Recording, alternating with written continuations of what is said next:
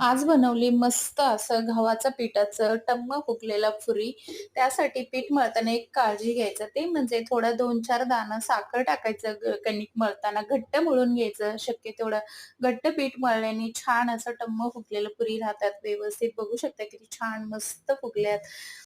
2-4 दाणा आपण साखर ॲड केल्याने छान जसेच्या तसं फुगलेली राहतात सुद्धा व्यवस्थित. एक 4-5 तास तरी व्यवस्थित राहतात.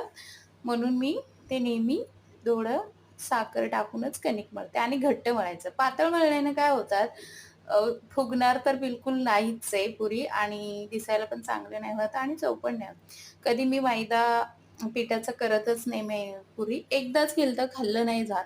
त्यामुळं नेहमी मी गव्हाचं पिठाचंच करते आणि जास्ती खाल्लं जातं आणि चव पण लागतं आणि आपल्या हेल्थसाठी सुद्धा छान असतं. सारखं मैदा आहे ते खाण्यापेक्षा हे किती सुंदर रंग पण आले मस्त असं बघूनच वॉव! किती इच्छा होते खायचं. चला